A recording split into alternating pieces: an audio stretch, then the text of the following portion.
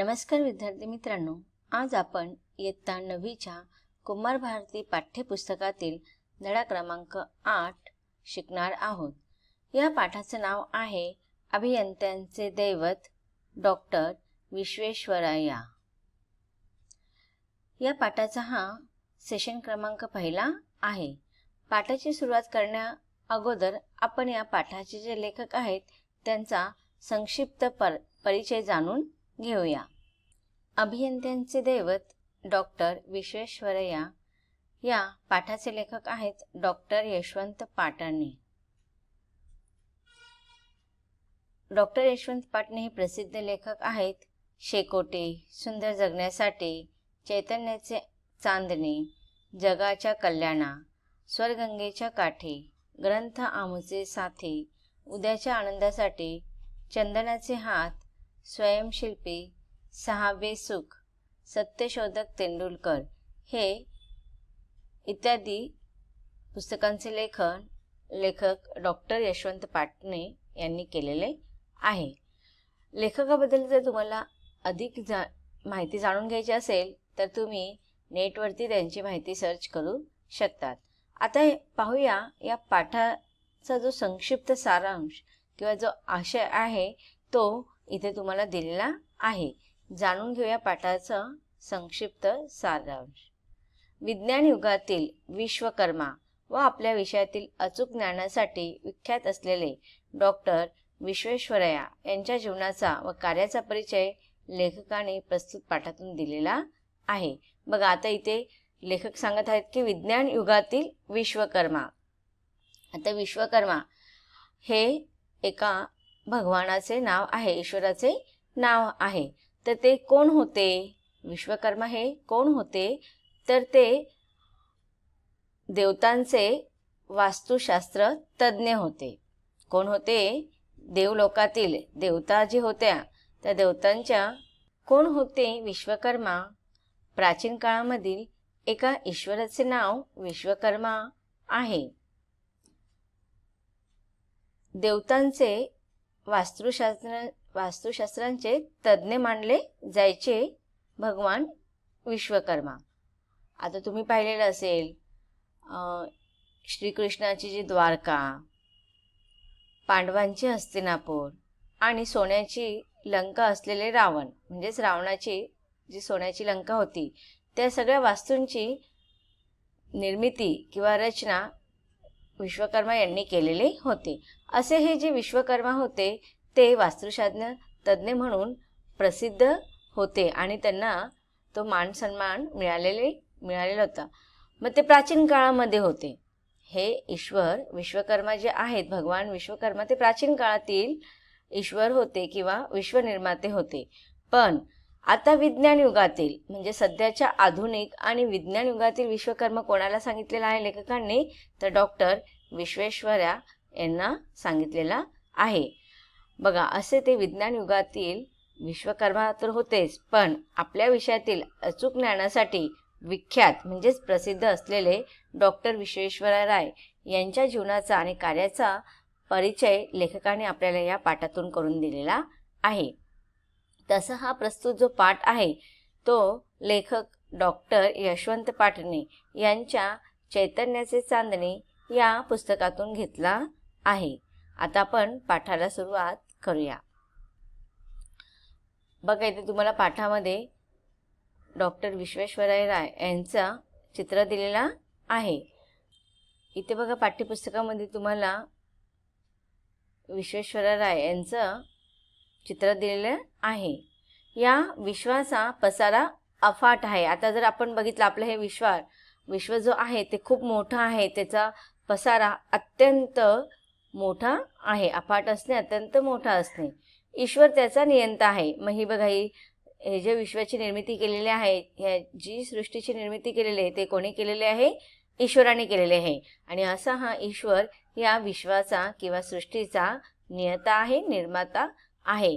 तोच पृथ्वीचे नंदनवन करण्यासाठी विश्वेश्वरय्यासारखे अभियंते पाठवत असतो। मग बघा, आता जसं की आपल्या घराची सजावट किंवा घराची देखरेख कोण करत असतं? आपल्या घरातील प्रमुख जे करते पुरुष किंवा करते स्त्री करत असते. तसंच मग आपल्या ह्या विश्वाची निर्मिती ईश्वराने केलेली आहे. मग ह्या ईश्वर सुद्धा आपल्या या पृथ्वीचं सजावटीसाठी, त्याचं नंदनवन करण्यासाठी अशा मोठ्या मोठ्या लोकांना जन्म देतो आणि त्यांची निर्मिती करतो. मग ह्या ईश्वरानेच पृथ्वीचे नंदनवन करण्यासाठी विश्वेश्वरासारखे अभियंती ही एक पदवी आहे, इंजिनिअरिंगची पदवी आहे. तर मग ते असेच इंजिनिअरिंग असलेल्या लोकांना, म्हणजे इथे लेखकाला सांगायचे आहे की विश्वेश्वरय्या हे एक अभियंते होते. म्हणजेच कोण होते? इंजिनिअरिंगची पदवी धारण करणारे एक मोठे अभियंते होते. म्हैसूरचे वृंदावन उद्यान ही त्या अभियंत्याची अद्भुत निर्मिती. आता बघा, जर म्हैसूरचे वृंदावन उद्यान तुम्ही पाहिलं, वृंदावन गार्डन आपण त्याला असं नावाने सुद्धा ओळखलं, तर ह्या अभियंत्याची म्हणजेच कोणाची? डॉक्टर विश्वेश्वरय्या यांची ती अद्भुत अशी निर्मिती, अद्भुत अशी कृती आहे. तर वृंदावन उद्यान यांची निर्मिती डॉक्टर विश्वेश्वरय्या यांनी केलेली होती. जर तुम्ही नेटवरती म्हैसूरचे वृंदावन उद्यान असे जर टाईप केले तरी तुम्हाला ते वृंदावन पाहायला मिळेल. 15 सप्टेंबर 1861 ते 14 एप्रिल 1962 असे शतकोत्तर आयुष्य लाभलेल्या विश्वेश्वरांच्या पूर्वजांचे गाव होते आंध्र प्रदेशातील मोक्षगुडम. तर बघा, इथे त्यांचा जन्म कधी झाला आणि मृत्यू कधी झाला हे लेखकाने आपल्याला सांगितलेलं आहे. कधी त्यांचा जन्म झालेला आहे तर 15 सप्टेंबर 1861. आता बघा, तुम्हाला माहिती असेल 15 सप्टेंबर हा आपण अभियांत्रिकी दिन म्हणून साजरी करतो. तर का तो आपण अभियांत्रिकी दिन म्हणून साजरी करतो? कारण की अभियंते डॉक्टर विश्वेश्वरय्या यांचा जन्म 15 सप्टेंबर ह्या दिवशी झालेला होता. म्हणून त्यांना एक आदरांजली म्हणून त्यांनी जे काही कार्य केलेले आहेत, त्यांनी जे काही कर्तृत्व केलेलं आहे, त्या कर्तृत्वाला आदरांजली म्हणून आपण 15 सप्टेंबर ह्या दिवशी अभियंता दिन म्हणून साजरी करतो किंवा अभियांत्रिकी दिन म्हणून सुद्धा तो साजरी केला जातो. मग असा डॉक्टर विश्वेश्वरय्या यांचा जन्म 15 सप्टेंबर 1861 ह्या वर्षी झालेला होता आणि त्यांचा मृत्यू 14 एप्रिल ते 1962 मध्ये. म्हणजे त्यांचा हा जो कालावधी आहे पूर्ण आयुष्याचा, तो शतकोत्तर म्हणजे पूर्ण शतक पूर्ण झालेला आहे. शतक म्हणजे तुम्हाला माहिती आहे 100 वर्षाच्या कालावधीला आपण शतक असे म्हणतो. मग अशा रीतीने त्यांचं जे आयुष्य होतं ते त्यांनी 100 वर्षाच्या वरती जगलेलं आहे. मग बघा, अशा ह्या विश्वेश्वरांच्या गावाचे त्यांचा परिचय देताना आपल्याला लेखक सांगत आहेत ते त्यांचे पूर्वजांचे गाव कोणते होते? आंध्र प्रदेशातील मोक्षगुडम हे त्यांचे गाव होते. त्यांचे जन्मगाव होते कर्नाटकातील मदनहळ्ळी. त्यांच्या अभियांत्रिकी शिक्षणाचा व नोकरीचा प्रारंभ झाला महाराष्ट्रातील नाशिक जिल्ह्यात. अशी ही नावातली विश्वात्मकता त्यांच्या प्रत्यक्ष जीवनातही अवतरली होती. बघा, मग इथे लेखक सांगत आहेत की त्यांनी त्यांच्या शिक्षणाचा आणि नोकरीचा प्रारंभ किंवा जो सुरुवात जी केलेली आहे ते महाराष्ट्रातील नाशिक या जिल्ह्यामध्ये केलेला आहे. म्हणजे बघा, आपला महाराष्ट्र हा सुद्धा अत्यंत महत्त्वाचा मानला जातो, कारण की डॉक्टर विश्वेश्वरय्या यांनी बराच कालावधी महाराष्ट्रामध्ये व्यतीत केलेला होता. मग बघा, असं ज्यांच्या मुळातच ज्यांच्या नावातच विश्वेश्वरा ह्या नावामध्ये जी विश्वात्मकता ही शब्द आहे की विश्वाला एकात्मकतेने जकडून ठेवणे, पूर्ण विश्वाला एकात्मकतेने जकडून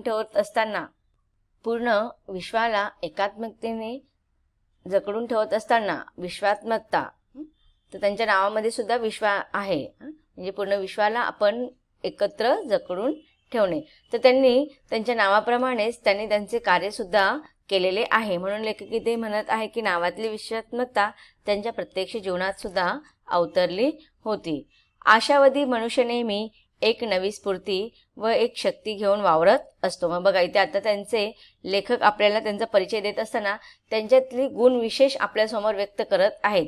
ते बघा, आशावादी जीवनाकडे नेहमी आशावादी दृष्टिकोन ठेवून जगण्याचा ते प्रयत्न करत होते. आणि अशा आशावादी मनुष्य काय करत असतो, नेहमी स्फूर्ती आणि शक्ती घेऊन वावरत असतो. म्हणजे जिथे जिथे ते जायचे, ज्या क्षेत्रात जायचे, ज्या ठिकाणी जायचे, तर एक नवी प्रेरणा, एक नवी शक्ती, एक नवी स्फूर्ती ते लोकांमध्ये निर्माण करून जायचे. तो शांततापूर्ण व सफल जीवनासाठी शरीरापेक्षा मनाला अधिक महत्त्व देतो. मग बघा, मनुष्य असं म्हटलं जातं की मनुष्याचं शरीर कधी चांगलं असतं, जेव्हा त्याचं मन, एखाद्या व्यक्तीचं शरीर कधी सदृढ असतं, जेव्हा त्याचं मन किंवा मानसिकता, त्याची मानसिक आरोग्य जेव्हा चांगलं असतं, तेव्हा त्याचं बाहेरील आपण बघतो शारीरिक काही गोष्टी असतात त्या सुद्धा अत्यंत सफल आणि शांततापूर्ण असतात. म्हणजेच काय, वरवरच्या नाही तर त्यांनी आतून मनाच्या आंतरिक गोष्टींना महत्त्व दिलेले आहे. विश्वेश्वरय्या यांनी सुनियंत्रित आचरण, कठोर परिश्रम, प्रसन्नता, संयम व प्रचंड आशावाद ही आपल्या दीर्घ जीवनाची पंचसूत्री सांगितलेली आहे. बघा, ह्या लाईनीला तुम्ही पेन्सिलने अंडरलाईन करून ठेवायचे आहे की बघा, विश्वेश्वरय्यांनी आपल्या जीवनातली 5 सूत्रे सांगितलेली आहेत. कोणती कोणती 5 सूत्रे आहेत? पहिलं म्हणजे सुनियंत्रित आचरण. आचरण म्हणजे आपली वर्तणूक, आपण कसं वागतो, आपली वागणूक कशी आहे. मग हे वागणूक त्यांनी कसं ठेवलं होतं, सुनियंत्रित ठेवलं होतं की कधी आपण आपल्या आचरणामध्ये कोणाला वाईट बोलायचं नाही, आपल्या रागावरती, क्रोधावरती नेहमी नियंत्रण ठेवायचं. तर अशा ह्या आचरणाला आपण सुनियंत्रित आचरण म्हणतो. दुसरा आहे कठोर परिश्रम, की जे काही आपल्याला आपले काही ध्येय आहेत, उद्देश आहेत, ते साध्य करण्यासाठी आपल्यामध्ये नेहमी कठीण मेहनत करण्याची, श्रम करण्याची धाडसी वृत्ती आपल्यामध्ये असली पाहिजे. नंतर त्यांनी तिसरं सांगितलेलं प्रसन्नता, की नेहमी आपलं मन कसं असलं पाहिजे, प्रसन्न असलं पाहिजे. संयम, की प्रत्येक गोष्ट ही आपल्याला लगेच मिळेल असं नाही, त्याच्यासाठी थोडा वेळ द्यावा लागतो, थोडा कालावधी द्यावा लागतो. म्हणजे संयम प्रत्येक वेळी आपल्याला ठेवावा लागतो. आणि प्रचंड आशावाद, की कोणत्याही स्थितीत, कोणत्याही परिस्थितीत निराश व्हायचं नाही. त्या संकटातून सुद्धा नेहमी आशावाद ठेवून पुढे जायचं. तर अशी हे 5 जीवनाची त्यांची पंचसूत्री होती. कोणती कोणती? सुनियंत्रित आचरण, कठोर परिश्रम, प्रसन्नता, संयम व प्रचंड आशावाद. पुढे लेखक आपल्याला सांगत आहेत की त्यांचा लहानपणीचा परिचय देत आहे आपला, त्यांच्या बालपणाचा.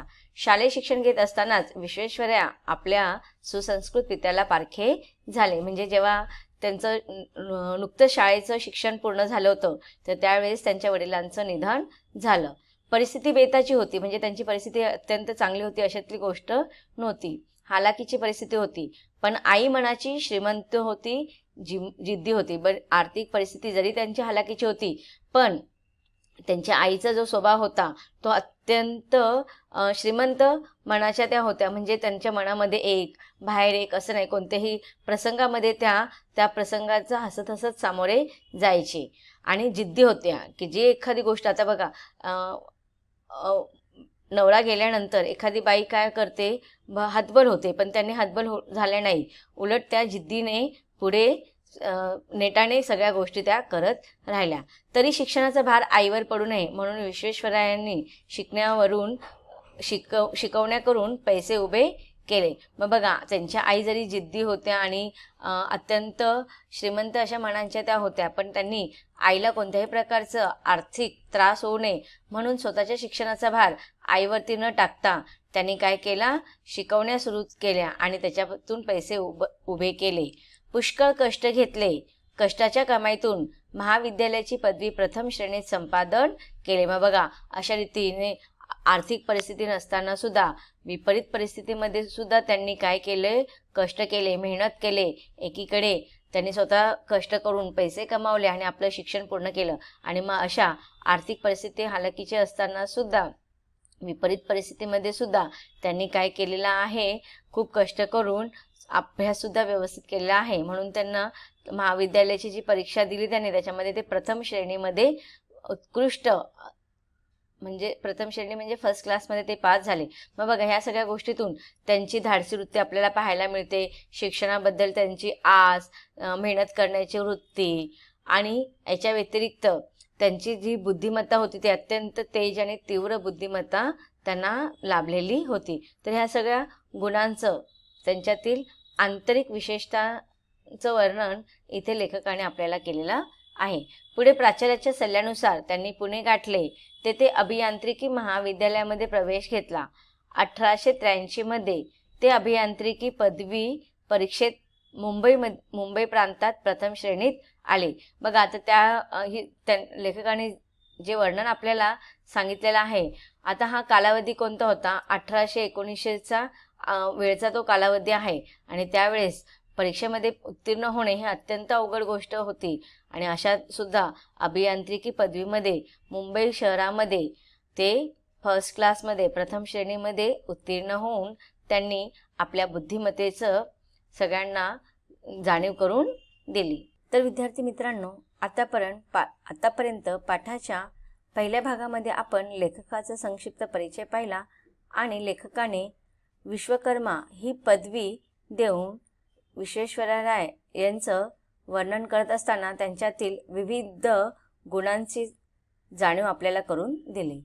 पुढेही लेखक आपल्याला अशा या अभियंत्याबद्दल अधिक माहिती सांगणार आहेत, पण त्याबद्दल आपण शिकणार पुढील पाठाच्या भागात. धन्यवाद.